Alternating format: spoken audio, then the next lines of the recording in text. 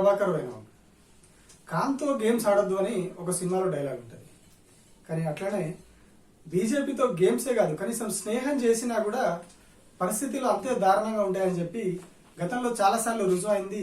ఇప్పుడు ఇంకొకసారి రుజువు అవుతా ఉన్నది. బీహార్లో నితీష్ కుమార్ తోటి బీజేపీ పొత్తు పెట్టుకుని అక్కడ ప్రభుత్వాన్ని ఏర్పాటు చేసింది. గతంలో ఆర్జేడీతో కాంగ్రెస్ తో వీళ్ళందరితో కలిసి నితీష్ కుమార్ ప్రభుత్వం ఏర్పాటు చేస్తే వాళ్ళతో తెగదెంపులు చేసుకుని మధ్యంతరంగా గతంలో బీజేపీ అని అనేక విమర్శలు చేసి చాలా దారుణంగానే కామెంట్ చేసినటువంటి నితీష్ కుమార్ ఆ తర్వాత ఆర్జేడీని వీళ్ళందరినీ కూడా పక్కకు నెట్టేసి బీజేపీతో కలిసి అక్కడ ప్రభుత్వాన్ని ఏర్పాటు చేశారు. ఇప్పుడు వాళ్ళు అక్కడ ప్రభుత్వం కొనసాగుతూ ఉన్నారు. కానీ ఎన్నికల నాటి నుంచి కూడా అక్కడ బీజేపీ ఒక రాజకీయాన్ని నడిపిస్తూ ఉన్నది. అదే బీహార్లో ఎన్నికల కంటే ముందు నుంచి కూడా బీజేపీ ఒక రాజకీయం నడిపిస్తూ ఉన్నది. ఆ రాజకీయం ఏందో చూసే ముందు గతంలో ఇట్లా ఎక్కడ జరిగినాయో చూద్దాం.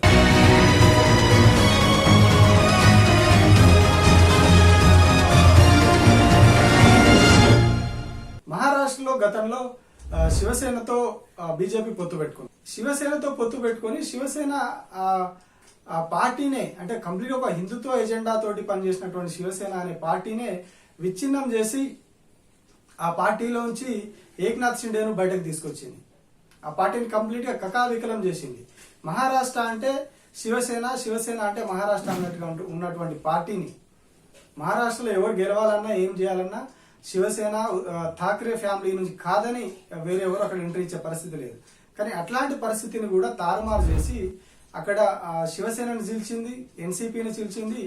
గతంలో జమ్మూ కాశ్మీర్ లో కూడా పీడీపీతో కాస్త సఖ్యతగా ఉన్నారు. సో అక్కడ కూడా మెహబూబా ముఫ్తీ కంప్లీట్ గా కొలాప్స్ అయిపోయారు. ఇప్పుడు ఆమె అక్కడ కనీసం ప్రభావం చూపే పరిస్థితి కూడా లేకుండా పోయింది.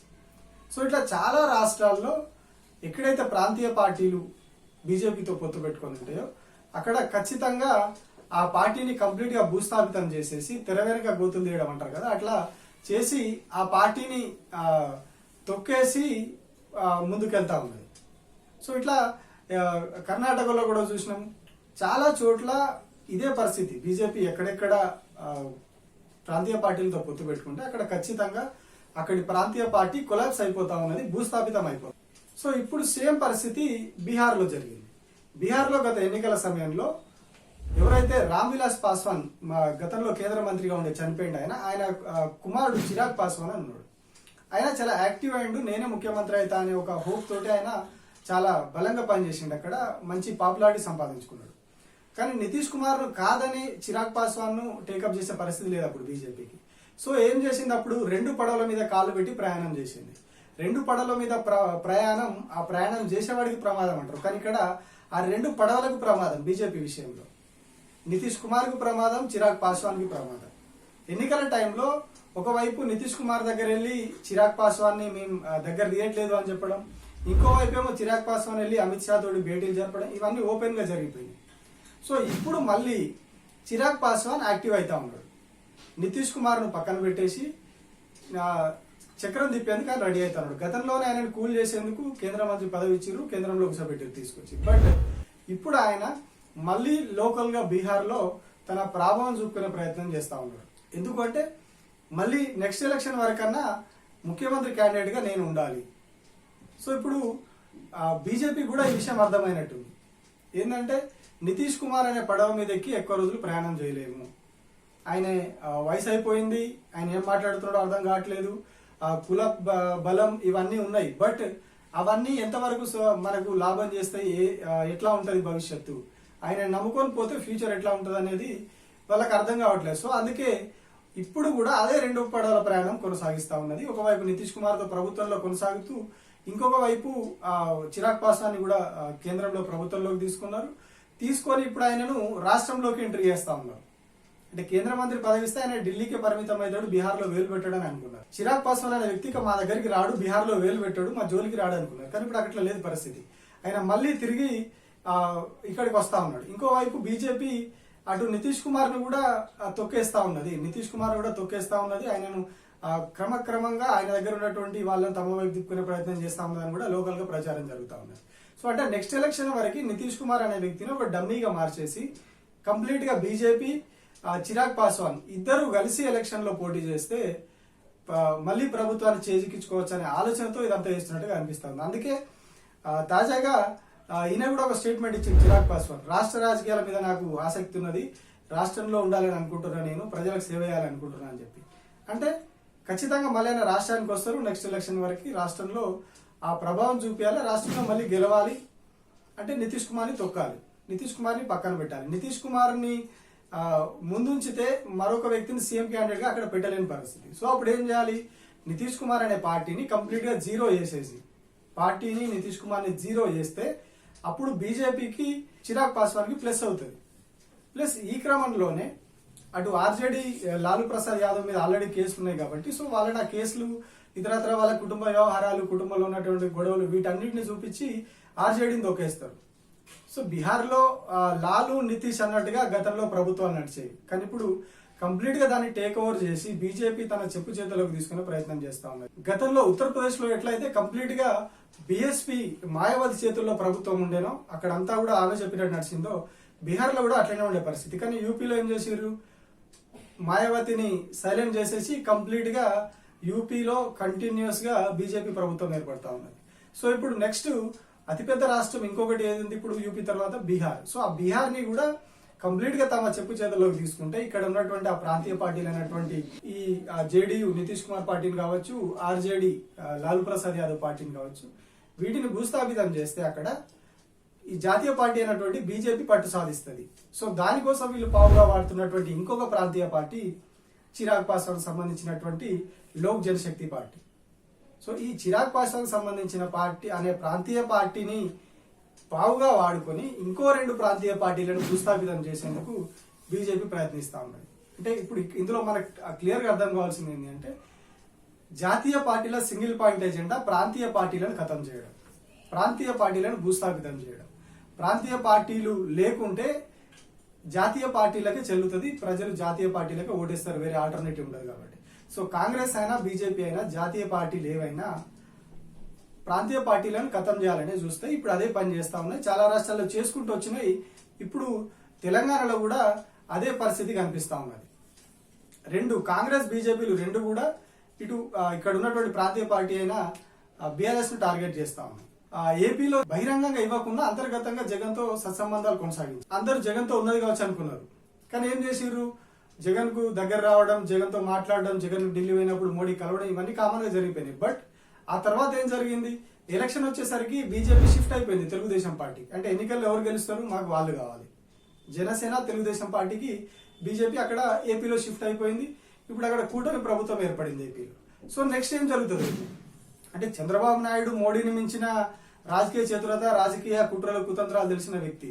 కానీ ఆ ఆర్ఎస్ఎస్ సిద్ధాంతాలు, వాళ్ళ వ్యవహారం ఎట్లా ఉంటది, మిగతా రాష్ట్రాల్లో జరిగిన పరిస్థితులు ఎట్లా ఉన్నాయి, సో వాటన్నిటిని లెక్కలేసుకుంటే రేపటి రోజున ఏపీలో కూడా ఏం జరగబోతా ఉన్నది, ఏపీలో కూడా జనసేనను పావుగా వాడి తెలుగుదేశం పార్టీని ఖతం చేయబోతా ఉన్నారా, ఈ అనుమానాలు మొదటి నుంచి కూడా జరుగుతా ఉన్నాయి. ఎందుకంటే పవన్ కళ్యాణ్ పూర్తిగా ఒక బీజేపీ వ్యక్తిలాగా మారిపోయింది. ఒకప్పుడు ఎర్ర జెండా చెగువేరా అని మాటలు మాట్లాడినటువంటి పవన్ కళ్యాణ్ ఇప్పుడు కంప్లీట్ గా కాషాయ జెండా వైపు మళ్ళీపోయారు పూర్తిగా. అంటే ఆయన కంప్లీట్ గా బీజేపీ చేతుల్లోకి వెళ్ళిపోయారు. సో ఇప్పుడు పవన్ కళ్యాణ్ కాలు పక్కన పెడితే చంద్రబాబు నాయుడు ప్రభుత్వం కూలిపోతుంది. బీజేపీ పక్కకి వెళ్ళిపోయినా, బీజేపీ జనసేన రెండు పక్కకి వెళ్ళిపోతే చంద్రబాబు నాయుడు ప్రభుత్వం కూలిపోతుంది. కాబట్టి వాళ్ళందరూ కలిసి ఉంటేనే ఇప్పుడు చంద్రబాబు నాయుడు ఉంటాడు. సో అట్లా ఉంది కాబట్టి చంద్రబాబు నాయుడు బీజేపీ చెప్పు చేతుల్లో ఉన్నాడు. సో ఇప్పుడు వాళ్ళు తిప్పినట్టు, బీజేపీ చెప్పినట్టు చంద్రబాబు నాయుడు ఆడాలి. జాతీయ స్థాయిలో చంద్రబాబు చెప్పినట్టు మోడీ ఆడాలి, ఎందుకంటే అక్కడ మద్దతు కావాలి కాబట్టి. ఇక్కడ ఈయనకు బలం కావాలి కాబట్టి వాళ్ళు చెప్పినట్టు, చంద్రబాబు చెప్పినట్టు వాళ్ళు వినాలి. సో ఇది ఎలక్షన్ల టైంకి వచ్చేసరికి ఎట్లా మారుతుంది. సేమ్ ఇప్పుడు చిరాగ్ పాస్వాన్ ఉపయోగించి నితీష్ కుమార్ ను కొట్టినట్టు అక్కడ చిరాగ్ పాస్వాన్ అనేవాడు రాజకీయాలకు చాలా కొత్త వ్యక్తి, చాలా యంగ్ పర్సన్. ఇక్కడ పవన్ కళ్యాణ్ అనే వ్యక్తి చాలా యంగ్. రాజకీయాల్లో నితీష్ కుమార్ చాలా కురువృద్ధుడు, చాలా చాలా కిటుకులు తెలిసిన వ్యక్తి. ఇక్కడ కూడా చంద్రబాబు నాయుడు చాలా కిటుకులు తెలిసిన వ్యక్తి. అయినా కూడా అక్కడ ఒక యంగ్స్టర్ ను ఉపయోగించాలని కొట్టే ప్రయత్నం చేస్తా ఉన్నారు బీహార్ లో. సేమ్ ఏపీలో కూడా ఇట్లాంటి పరిస్థితి రిపీట్ అయ్యే అవకాశాలు కనిపిస్తా ఉన్నాయి. పవన్ కళ్యాణ్ ఉపయోగించి చంద్రబాబు నాయుడు కొట్టే అవకాశాలు లేకపోలేదు.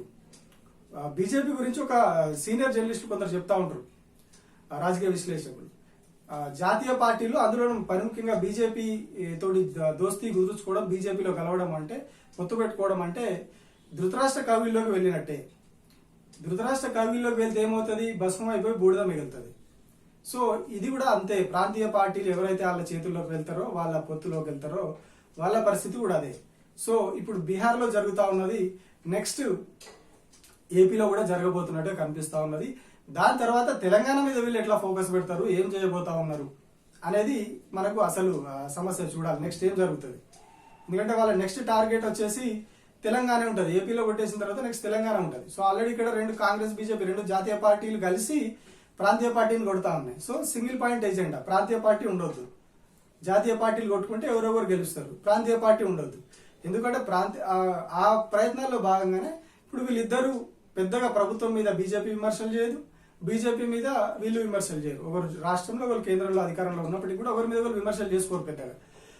అందరూ కలిసి ప్రాంతీయ పార్టీగా ఉన్నటువంటి బీఆర్ఎస్ పార్టీ మీద విమర్శలు చేస్తారు. సో మరి ఎందుకు ఇంతగా ప్రాంతీయ పార్టీల మీద వీళ్ళకి ఫోకస్ అంటే, ప్రాంతీయ పార్టీల ఇక్కడ రాష్ట్రాల్లో ప్రాంతీయ పార్టీల అధికారంలోకి వస్తే ఇక్కడ నుంచి ఢిల్లీకి ఏం పోవు, పైసలు ఏం పోవు. అదే జాతీయ పార్టీల అధికారంలో ఉంటే ఇక్కడ నుంచి ఎంత పంపాలనో, ఎంత తీసుకోవాలనో తీసుకొని జాతీయ స్థాయిలో పార్టీకి కావచ్చు, ప్రభుత్వంలోని పార్టీలోని వ్యక్తులకు కావచ్చు, ఫైనాన్షియల్ గా చాలా హెల్ప్ అవుతుంది. ఇది ఏ పార్టీకైనా ఫైనాన్షియల్ అనేది చాలా ముఖ్యం. సో ఈ కారణాలతోని ప్లస్ కంప్లీట్ గా గుత్తాధిపత్యం దేశం మీద తమది ఉండాలని ఇంకొక ఎజెండా తోటి ఈ ప్రయత్నాలు చేస్తూ ఉంటాయి జాతీయ పార్టీలు. అందులో బీజేపీ ఇంకా చాలా ముందున్నది. కాంగ్రెస్ లో ఎక్కడనో వెనకాల ఉంటే బీజేపీ టాప్ పొజిషన్ లో ఉంటుంది ఇందులో. సో ఇప్పటికే చాలా రాష్ట్రాల్లో ఆ పరిస్థితి చేసేసి కాషాయీకరణ చేసుకుంటా పోతా ఉన్నది. సో ఇంకొకటి తమిళనాడులో కూడా అన్నామలైని ఉపయోగించి అక్కడ డిఎంకేను కొట్టాలని చూసింది, కానీ అది సాధ్యపడలేదు.